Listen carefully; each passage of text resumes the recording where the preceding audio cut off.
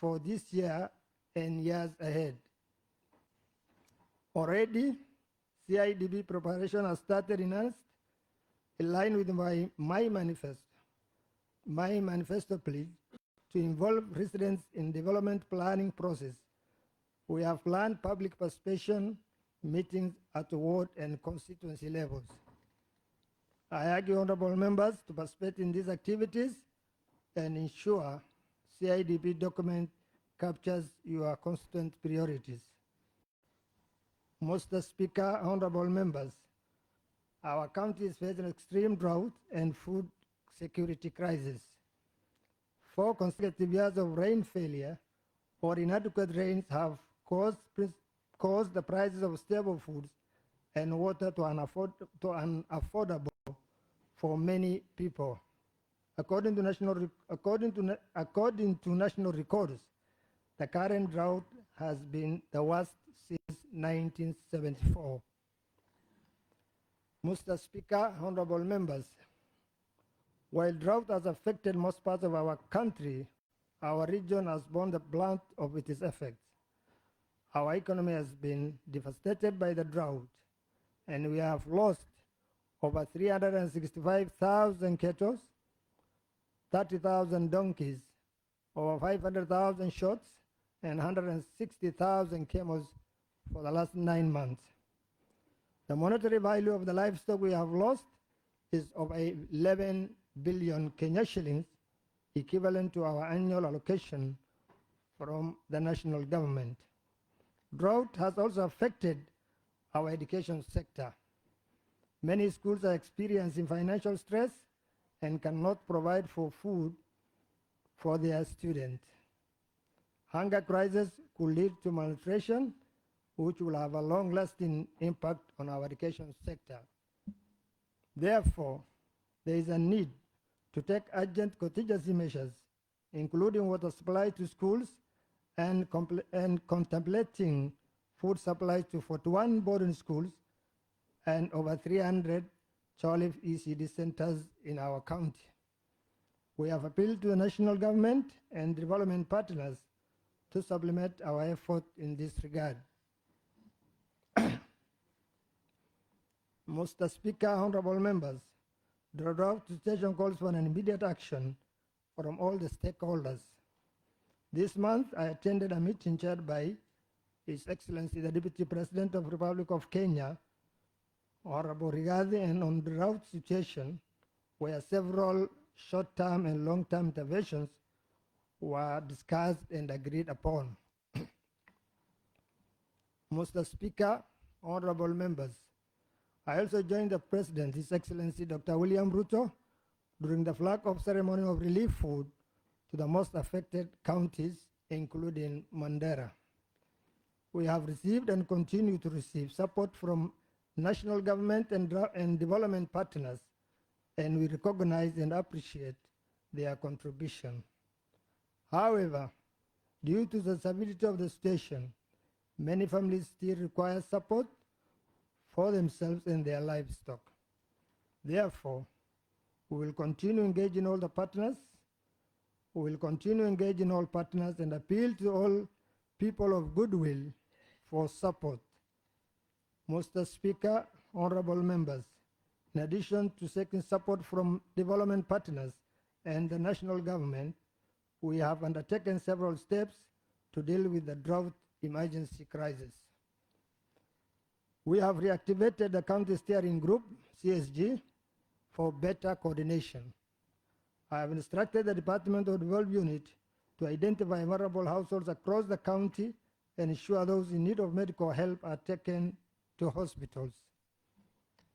Mr. Speaker, honorable members, we have requested partners currently engaging in cash transfer programs in our county to provide us with the details of their beneficiaries so that we can synergize our effort and avoid duplication.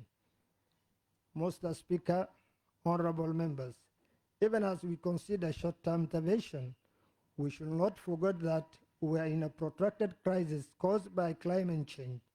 Moreover, unpredictable weather pattern has made rain-fed agriculture and pastoralism as we know it untenable. Therefore, we must proactively think and invest in a more scientific way of questioning our people. While we cannot deal with climate change and its impacts on our own, we can adapt and mitigate it. I will now highlight my government programs and seek honorable members' support. Mr. Speaker, honorable members, saving lives and livelihoods will be a cornerstone of my administration. Our previous government, under the leadership of His Excellency Ali Ibrahim Roba, has invested considerably in infrastructure and other development enablers. Our task now is to leverage the solid foundation already laid by investing in programs that will directly touch the lives of the ordinary residents. Because of the impact of devastating drought over the past few years, coupled with the economic effect of COVID-19, the social program we propose are more urgent. Mr. Speaker, honorable members, we shall support the vulnerable households in many ways. As I promised in my manifesto, we shall start a cash transfer program for 20,000 vulnerable households across our county as soon as we finish mapping potential beneficiaries and devise a disbursement mechanism. Mr. Speaker, honorable members, the ongoing documentation of vulnerable households across the county will provide baseline data and learning opportunity on the best selection methodology to adapt. I thank the Department of Devolved Units for the wonderful work they are currently doing in this regard. Mr. Speaker, honorable members, I understand that the disbursement of money over a long period requires enormous resources and might not be economically sustainable. Therefore, we shall explore ways and means of ensuring the beneficiaries of cash transfer program will start some form of livelihood activities with the support of the development partners.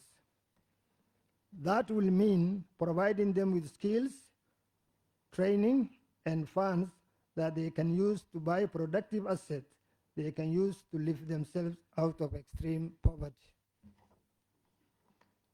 Mr. Speaker, honorable members, we shall also provide NHIF cover for the 20,000 households across the county, targeting the ultra-poor, PWDs, widows, and elderly population.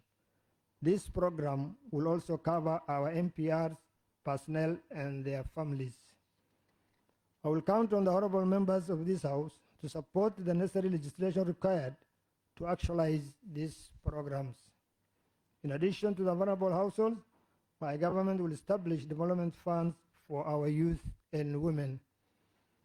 As you know, the largest segment of our county population is youth and women, and therefore deserves the commensurate attention regarding the available opportunities.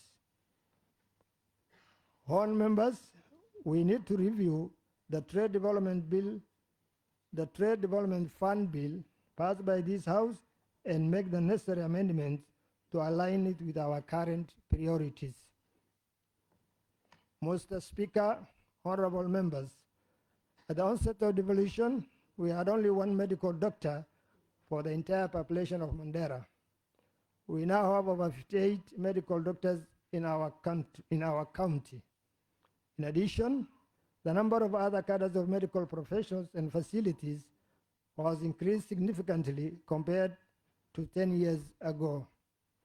However, we still have gaps in all our areas of healthcare system. You know that a healthy population is a productive and prosperous one, and vice versa. Therefore, my government is determined to ensure quality healthcare for all. Because of this realization, I have established a health task force chaired by Professor Gamarogo, an experienced health expert, to independently look into our current provisions and provide recommendations for improvement. Mr. Speaker, honorable members, this task force is essential, and I call upon our healthcare workers to provide the necessary support to them to provide the necessary support to help them undertake their tasks. I also call upon the residents of Mandera to use this opportunity by giving feedback to the task force when they visit your town or village to collect your views. Mr. Speaker, honorable members, as you are aware, cases of Ebola outbreaks have been reported in one of our neighboring countries. This is a serious infectious disease that we should guide ourselves against. As a county bordering two countries, we have to be vigilant and must adhere to guidelines provided by the healthcare professions. Mr. Speaker, honorable members, the late President Mandela said, education is the most powerful weapon you can use to change the world. As such, education is a sector high on my government priorities. Honorable members, as you know, the fourth schedule of the Constitution of Kenya 2010, Part 29, has devolved pre-primary education, village polytechnics, home craft centers, and child care facilities. These are important areas in the education sector, one that is the sole responsibility of the county government. You know, we face many challenges in this sector, from teacher shortages to inadequate facilities, learning resources, and poor management structures. Mr. Speaker, honorable members, despite the technical skills shortages in our county, our polytechnics and technical training colleges are underperforming. As a result, many of our young people are not utilizing the existing opportunities at these colleges. Whether that is due to lack of information, apathy toward technical skill training, or inadequate course variety is unclear. We plan to invest in this sector significantly to leapfrog our county forward. However, we are sure of the absolute need for investment. We must do so from an informed position. To this end, I will establish an educational task force to look at the current status of our early childhood education, vocational and technical education provisions, and recommend the way forward. Mr. Speaker, honorable members, although not a devolved function, primary and secondary education are equally important for our county. Working with the national government and development partners, we must find ways to support our schools. Most of our schools have inadequate teachers, classrooms, and wash facilities. It is crucial for us as a county to support our schools. Mr. Speaker, honorable members, the ongoing drought has devastated our livestock, the backbone of our country's economy. Almost everybody in our county has lost livestock due to the drought. As you know, livestock sales are the primary source of income from which families pay their children's school fees. With most livestock gone and the few remaining on the verge of dying, it is practically impossible for our people to raise money for school fees. That's why my government have proposed and will, inshallah, implement enhanced bursary schemes going forward. We shall review the current bursary fund bill and make necessary amendments to realize this objective. Honorable members, I seek your cooperation and support in this important matter. Mr. Speaker, honorable members, to address food insecurity comprehensively, we need to look at the agricultural and livestock sectors critically. Almighty Allah has endowed us with fertile lands, a seasonal river, an incredible landscape suitable for water catchment, and gullies crisscrossing our county. Mr. Speaker, honorable members, I believe we can become food self-sufficient and produce enough fodder to forestall the devastating death of our animals. This requires a concerted effort from all of us as leaders at national and county levels. Mr. Speaker, honorable members, we shall undertake several programs to help us achieve food self-sufficiency. We shall establish strategic fodder production farms in every constituency and provide our farmers with necessary farm inputs such as seeds, fertilizers, technical assistance through revamped agricultural and livestock extension services and adequate water for livestock. We shall also invest, inshallah, in livestock breed improvement programs by introducing new breeds of common domestic animals such as sheep and goats suitable for our climate conditions. In addition, we shall support cooperatives and local business communities interested in venturing into value addition of animals and farm products as a means of job creation and economic growth. Mr. Speaker, honorable members, without the availability of adequate water, we cannot achieve our objective of food self-sufficiency. Water is an essential commodity both for humans and animals. Therefore, we shall endeavor to construct major dams for irrigation, human and animal consumption in each of our 6 constituencies, inshallah. As mentioned earlier, we have several lagers, galleys, carrying billions of liters of water around our county every year. Yet every 3 months or so, we complain of water shortages and lose billions of shillings through animals' death and water tracking expenditures. This situation is untenable, and we must refocus and engage both the national government and the development partners to address this as soon as possible. I am happy that UNICEF-sponsored satellite hydrological survey will submit its report mid-next year. The report will help us identify the potential aquifers in our county and reduce the wastage of resources on drilling boreholes without sufficient and reliable data. My hope is that by end of the next financial year, inshallah, the most water deficient parts of our county, Mandera West and Banisa, will have their water problem solved once and for all. Mr. Speaker, honorable members, the climate change phenomenon is evidently clear. The weather pattern has changed dramatically, and its impact has been felt globally. Those of us in the islands who are already struggling with inadequate rainfall will be hard-pressed even more. As a county, we should not talk about climate change only as an academic subject, but rather be at forefront in combating it in the best ways we can.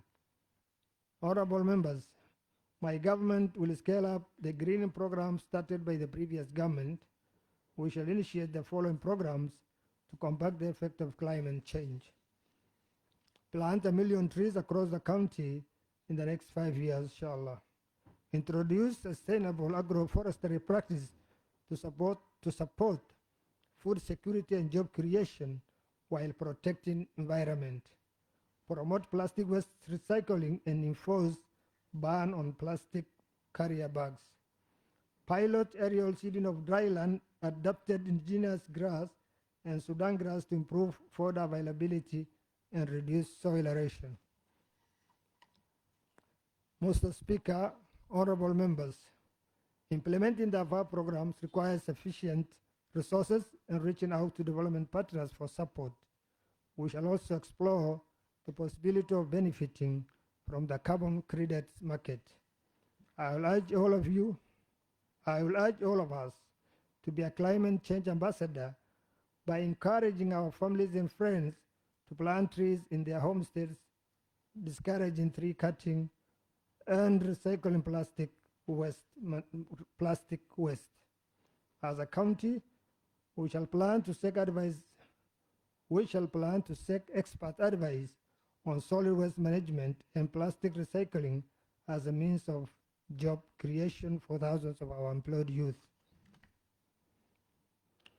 Mr. Speaker, honorable members, we will actualize the essence of devolution by empowering village administrators, ward administrators, and sub-county administrators.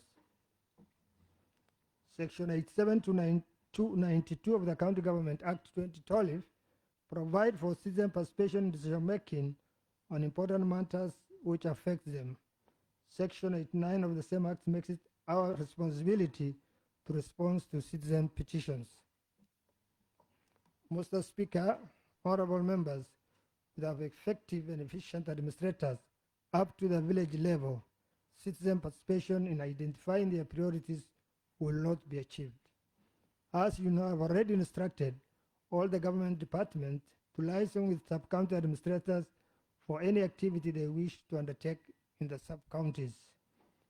Sub-county administrators are my representative in sub-counties and therefore must be given the respect they deserve. They are responsible for all the activities that take place in their sub-counties, and I shall provide further guidance on their modus operandi in the due course. In addition, we shall provide necessary tools for trade for all the level of devolved government department to increase productivity and efficiency. Honorable members, I appeal to you all to engage with the devolved unit leaders and the people in your wards in development planning and prioritizing the needs. It is our solemn responsibility to ensure that projects implemented through wards allocation are priority projects and that the implementation meets the required standard. Mr. Speaker, honorable members, peace is an essential ingredient of our development. As a county, we are fortunate that we have enjoyed peaceful coexistence for the past 5 years. The occasional internal communal violence is a thing of past. We thank Allah subhanahu wa ta'ala for these blessings. I also thank leaders at all levels who have worked extremely hard for us to enjoy peace we now have. I will particularly thank our security team, NCIC and Interpeace, religious leaders and clan elders for their concerted effort. As government, we shall continue to support all those involved in community cohesion. I call upon elected leaders at all levels to work with us and support every effort to enhance the existing community structures established for peace work. Honorable members, as you know, terror groups in Somalia are currently facing a lot of pressure from communities and SNA forces. Unfortunately, some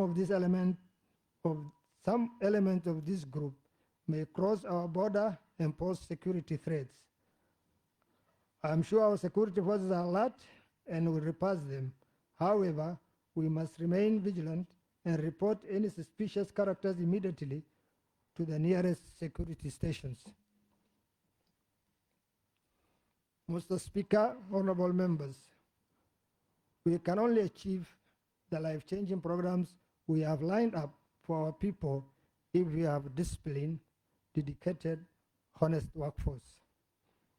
I am hopeful that most of our workers are ready and willing to serve our communities. As we continue establishing the government, we will review each department to establish staff skill development needs, work environment, and other inefficiencies. Also, I must make it clear to all that my government will not entertain staff absenteeism, indiscipline, and worse, ghost workers. Honorable members, we are fully aware of our county's high unemployment level. It is immoral and unethical for anyone to remain on the county payroll and fail to report to their place of work. Anyone in this situation will have to choose between working for the government or their second employer. Let this be a warning to all line managers who might be tempted to cover up for their colleagues' absenteeism. It cannot be that thousands of our youth are suffering from lack of employment, yet someone else is drawing salaries from two entities. Honorable Speaker and honorable members, the people of Mandera have high expectations from all of us. They need improved service delivery.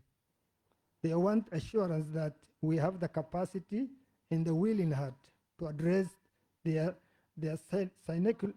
cyclical drought that robbed them of their livelihood. They expect us to dispense justice to all and look after the weak amongst us. Our people expect us to reverse that breaking and embarrassing statistics that have defined Mandera for years. Our mothers, sisters, and wives should not suffer during pregnancy and die during childbirth from avoidable mistakes. Our people need clean water in their homesteads and functioning ECD centers. They need working livestock and agricultural extension services. They need jobs for their youth and vibrant economic activities in their towns and villages. Mr. Speaker, honorable members, all of these are possible and are within our reach, but it requires us all to think beyond our narrow individual interest.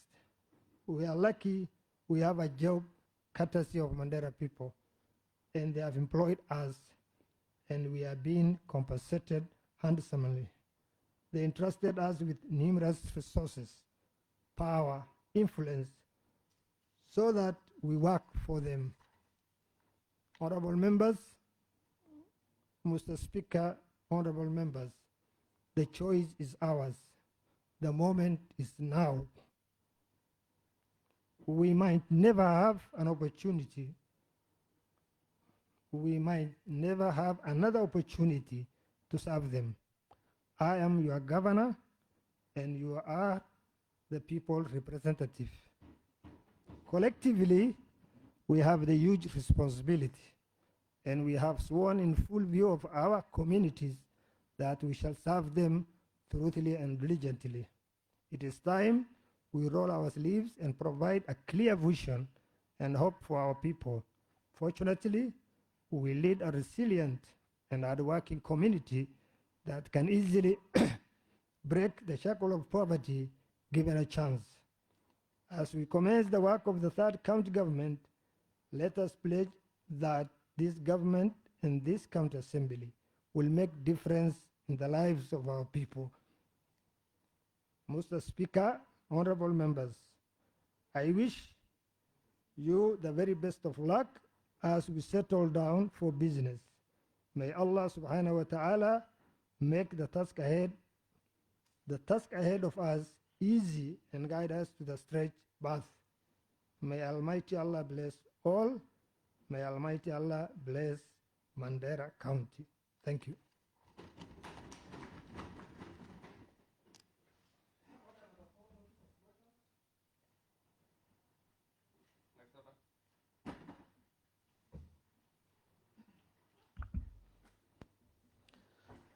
Thank you, Mr. Speaker. I would like, pursuant to the provision of Standing Order number 23.4, I would like to move the motion that the thanks of the County Assembly be recorded for the exposition of public policy contained in the address of the Governor.